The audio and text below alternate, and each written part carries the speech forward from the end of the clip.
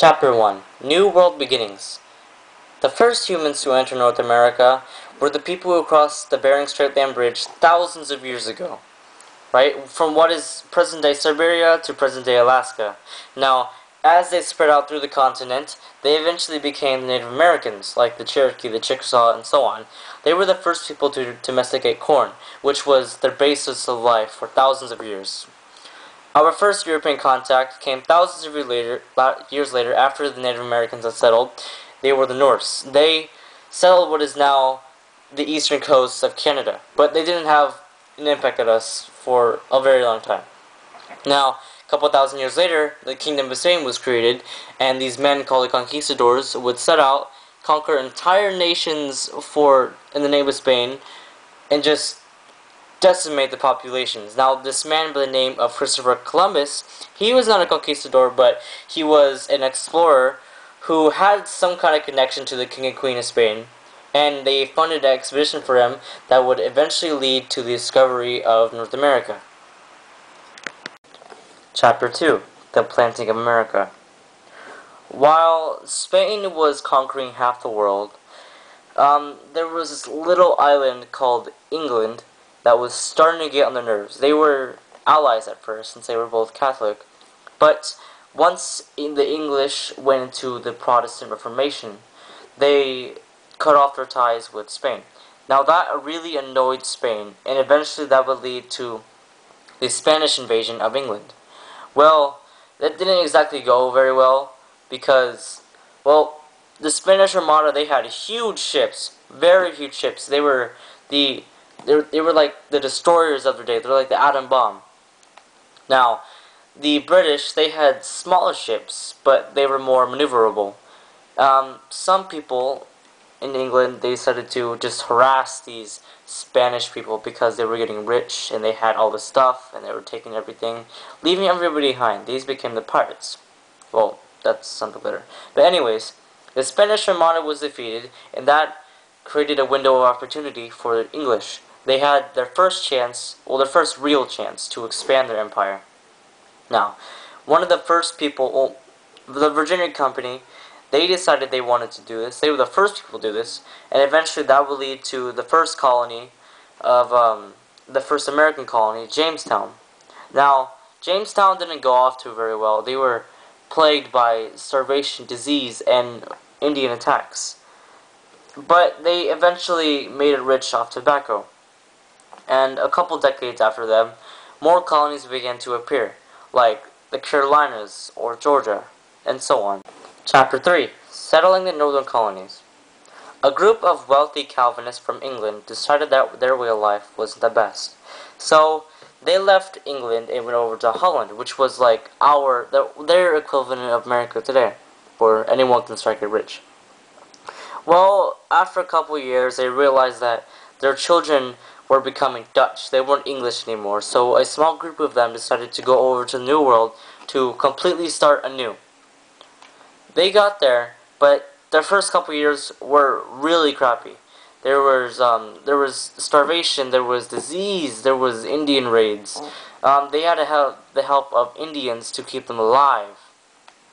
Right, but after a couple years, and a couple of, like, losing half their population, they began to get, a hold of life in the New World. Now, Chapter 4 American Life in the 17th Century. Life in the 17th century wasn't all that great. I mean, yeah, you got to practice your religion without persecution, but the quality of life was terrible. In some places, you lived till you're 30 and be lucky to see your children grow up. Now, at the time, agriculture was the main way of life, but labor needs workers. So this system called the headright system was introduced, where farmers would pay for someone's voyage, then those people would work off their debt by working for them for a number of years, and they were promised 50 acres of land. That wasn't the best system, and a man named Nathaniel Bacon led 1,000 ex-indentured servants up against their former masters for the rights. Now, those farmers realized their mistake and decided to switch to slavery, which was much cheaper, usually. And slavery would eventually shape how America would be, go throughout the time. Now, Puritanism wasn't always the best way to go, and once the higher members of the church realized how many converts they were getting, it was a very low count, they decided to do this thing called the halfway covenant, where some people would get, they would get partial rights as a regular, regular member of the church would, but it wasn't a full convert. Now, at the time, people were superstitious, so this thing called Salem witch trials happened. Chapter 5: Colonial Society on the Eve of Revolution. At the time, America was the melting pot of the world where everybody would go because anyone can start anew and they could become rich. Now, another good thing about America was that there was no real hierarchy. There was no poor people, there was no rich people. You were basically a colonist and you had, just live your life, right? That was completely different because everywhere else in the world, England was oppressing its people and they were very unhappy. Now, agriculture, lumber, and fishing was the backbone of America at the time. And without it, there wouldn't even be in America. Nobody would go there because there's nothing else except for unconquered land. There was just plain land for thousands of miles, thousands of acres, and so on. Now, as the colonists began to get a sense of who they were, and they eventually called the colonies their home, right? Well, the Puritan thought, or the Puritan mindset, it transformed just like the colonies did, right? Now, they weren't getting too many converts, so what this man by the name of John Edwards did is he created this thing, he started a revolution called the Great Awakening, where the Puritans will give partial communion to a person who wished to be baptized, but they want to get full communion. Chapter 6: The Duel for North America. Now, England wasn't the only country seeking to expand their empire and get rich off of it. So, the rival of the French decided they wanted to get a piece of the action. They went up to what is present-day Canada, and they established the colony of Quebec. This wasn't too much of a problem to the British colonists because they were hundreds of miles away in the much harsher climate and, geography of Canada. So they would just do their thing down south, and they do their thing up north, and so on. They just leave each other alone.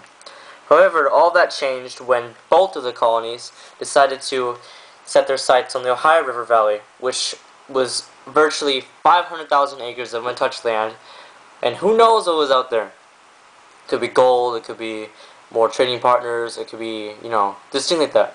Now, the British say that it was their turf at first, but when the French set up, they set up forts along the river that would restrict that expansion up into the Ohio River Valley, a young man by the name of George Washington and a small group of men decided to attack these forts, setting off or virtually touching off the French-Indian War. Now, this war originally started in Europe. It was called the 7 Years' War over there, and didn't really go anywhere, except that the French decided to pull out half their troops and so on. Now, this war lasted for a very long time, and the colonists barely won. I mean, they were completely new. But after this war, they had the military experience, and they had the potential to become a nation. And as the British started to... Chapter 7: Road to Revolution. Now, in the 17th century, the British believed in a method called mercantilism, where a foreign government would control you from hundreds, maybe thousands of miles away for the needed importance of protection. Now, after the French and Indian War, the British were in debt. So what they decided to do was, since they thought the colonists owed them for saving all their lives and so on, they wanted to tax the colonists from playing cards to tea to just everything, right? Well, the colonists did not believe in this because they did not like the fact that they had to cut down a tree in the backyard, ship it to England to be made into a chair, and then it would be shipped back to them, and they still have to buy it. They were just losing money constantly, right? So, as these taxes became more and more expensive, and more of them came up, the colonists deemed these taxes the Intolerable Acts. Now, there was one that was just too much, right? It was called the tea tax. Even after all the other taxes were, they were just discarded, they were gone. the tea tax was the worst because, you know, it's like it's like it's like just eating the filling of a Twinkie. You can't do that, right? That's just stupid. You can't have one without the other. So this thing called the tea tax debate happened, which would lead to the Boston Tea Party, where a couple of colonists got on in the Boston Harbor and dumped thousands of pounds of tea. It was just a waste, in my opinion. It was stupid, right? But anyways, they began to prepare for war, and they did have certain advantages, and like for one, it was in their backyard. Chapter 8: America secedes from the British Empire. Now, up until the Revolution, the colonists believed they were ready for a war, but they still believed that peace talks could still be made with Britain. Now, their mindset changed after Bunker Hill, a victory that was rightfully ours, yet we ran out of ammunition and had to retreat. Even after Bunker Hill, Congress still believed peace had to be made with Britain, so they sent this olive branch petition, which showed that they were still loyal to the British Crown. Yet King George it just completely backfired. He sent 30,000 Hessian troops and 30,000 of his British regulars to suppress us. Now, with the war starting off, colonial newspapers decided that they started to focus on this idea of a republic, where the people would choose who would govern them, which was unheard of. And Benjamin Franklin was sent to France to try to make an ally with the French to get back at the British, right? Now, at the time, the British commander in the north was General Burgoyne. He was not that great. He was a pretty good general, but he got lost in the American wilderness, and we still beat him with Benedict Arnold, just the biggest traitor ever. Now, we weren't alone in this fight. We had some Indian tribes backing us up, but the British even had more. They had the more fierce ones, the more, they were just good warriors in general. They were scary to us.